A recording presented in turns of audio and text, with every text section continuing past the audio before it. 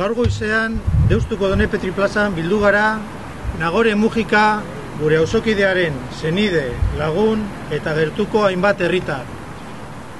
Gutariko asko, auzoko erakunde eta talde ezberdinetako partaidea gara. Beste asko, norbanako moduan gaude hemen. Eta beste hainbeste ideologia ezberdineko herritarrak gaituzue. Eta denek, Nagoreren, atxiloketaren eta espetxeratzearen aurrean bizi dugun egonezina adierazi nahi dugu. Bidegabeak diren hainbat gertaera salatu. Eta herritarrei gertaera larri horren aurrean erantzuteko dei luzatu nahi diegu. Aurreko larun batean, Guardia Zibilak Nagore atxilotu zuen Alakanteko Bilenako espetxeko parkinean. Bere bikotearekin bizita izan ondoren. Atxiloketaren unean arrazoi edo argibide bakarra eman zioten. Auzitegi nazionalaren zitazio batek bere atxiloketa eskatzen zuela 1982ko sumario batengatik, ezer gehiago zehaztu gabe. Ez dugu ulertzen zergatik eman zen atxiloketa hau Alakanten. Nagore etxetik 700 kilometrotara zegoela, eta bere 6 urteko alabaren aurrean. Dispersioak eragindako babesgabetasun egoera batean. Kontuan hartzekoa da, duela 6 urte espetxea utzi zuenetik, Nagorek bizitza guztiz normala daramala. Bere betiko etxe bizitza bizi da, familiarekin. Lanera doa egunero, eta bere alaba txikia ikastolara darama. Zergatik ez zuten Auzitegi Nazionalean zitatu abokatu batekin bertaratu ahal izateko? Etxetik 700 kilometrotara dagoen parkin batean gabaz atxilotu behar zuten eta bi gau ziegan igaro?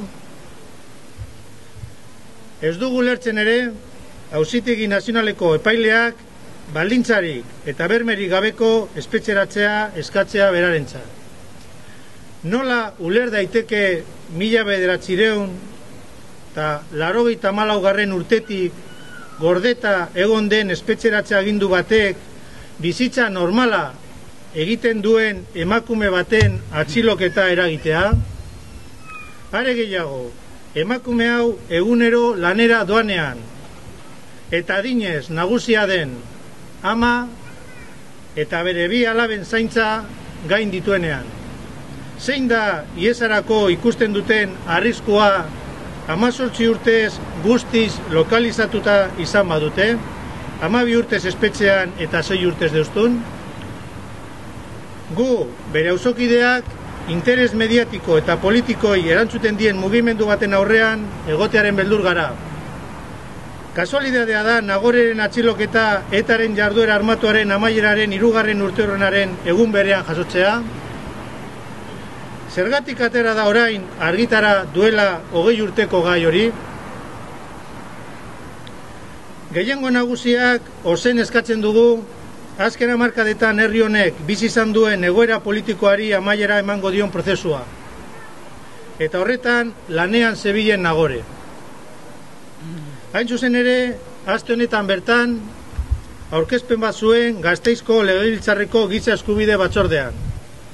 Egiari zor elkarteko kide gisa. Nola ulertu behar dugu atxiloketa hau testuinguru honetan?